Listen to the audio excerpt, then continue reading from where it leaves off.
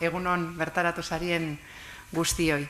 Egia esan, gero eta hizkuntza gehiagotan murgilduta bizi gara, nik esango neukegu guztiok, baina egia da baita ere, hizkuntza guzti horrein artean gure ardatza behintzat euskerea dala. Hizkuntza komunikatzeko tresna nagusia izateaz gain, uste dugulako bizi garapenerako funtsezkoa ere badala, eta gurean euskerarentzat gainera, gero eta toki gehiago irabazten joan izan gara, baina oraindik ere gero eta toki gehiago zabalagoa nahi dugu.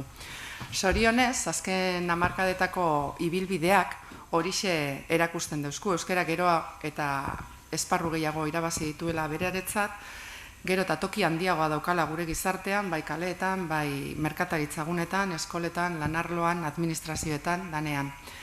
Alegin handia izan da gizarte honek egin izan dauana, baina seguruenik alegin handiagoa ere eskatzen dugu oraindik ere. Ez dakidana da, handiegia ezetedan zenbaiten kasuetan. Elebakar funtzionatzen etorri izan diren hainbat esparrutan, lortu izan dugu euskara ere txertatzea eta elebidun funtzionatzen joatea. Eta hori lortze hutzak berak erronkak, gaur egungo erronkak aldatu egin izan dauz. Belaunaldi barriak irabazi nahi genduzan euskararentzat, hori izango zalako euskarare bizindarra sendotzeko eta etorkizuna bermatzeko gako nagusia hori lortu dugu, eta hezkuntza sistema horretara jarri gendun horixe lortzeko. Zer gertatzen da, orain belaunaldi barri guzti horreik, heldu arora heldu direla, eta lan munduan txertatuz hasi direla.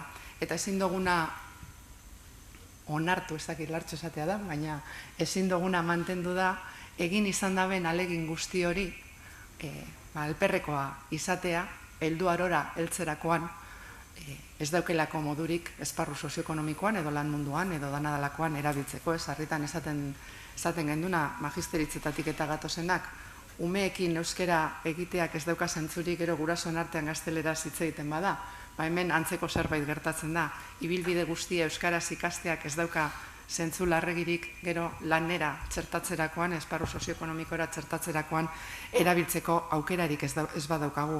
Eta gainera gertatzen jakuna da, gaur egungo belaunaldi gazte horreik inoizkorik prestatuenak direla, eta inoizkorik prestatuenak direla baita be hizkuntza gaietan. Eta esparru sozioekonomikoak hor badauka erronka nagusi bat, guzti hori behar bezala kudeatzen. Lan munduak berak egokitu beharra dauka. Lan munduak, eta nik esango nuke, lan mundurako ibilbidea edo prestakuntza ibilbide horrek, lanbide heziketa sarinaz esate baterako. Gizarteari gero eta zerbitzu hobea eskaintzea tokatzen da enpresetan, esparru sozioekonomikoan, oro har. Danok gagoz, kalitate sistemetan murbilduta, baita ere, hizkuntz kudeaketa sistemetan ere, badokago aspaldidanik kalitatea bermatzen daban sistema bat, edo kalitatea bermatu dela, egiaztatzen daban sistema bat. Guzti horreik aurrera pausuak dira, baina aurrera pausu horreik sendotu beharrean gagoz. Eta gainera, bada beste zeo zerbe, eta da urruneko eta hurbileko enpresak, urruneko eta hurbileko edozein modutako entitateak azken baten gero eta gertuago dagozala.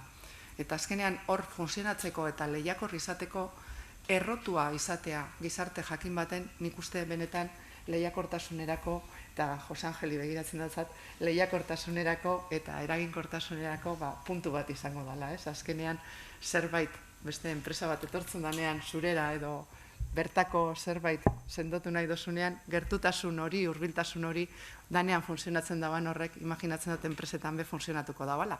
Eta hizkuntza uste dut gako horretariko bat izan daitekela. Azken baten gertuago, bertokoago, sustraituago, zerbitzu hori zuzenagoa, bermatzeko modukoa izan daitekela.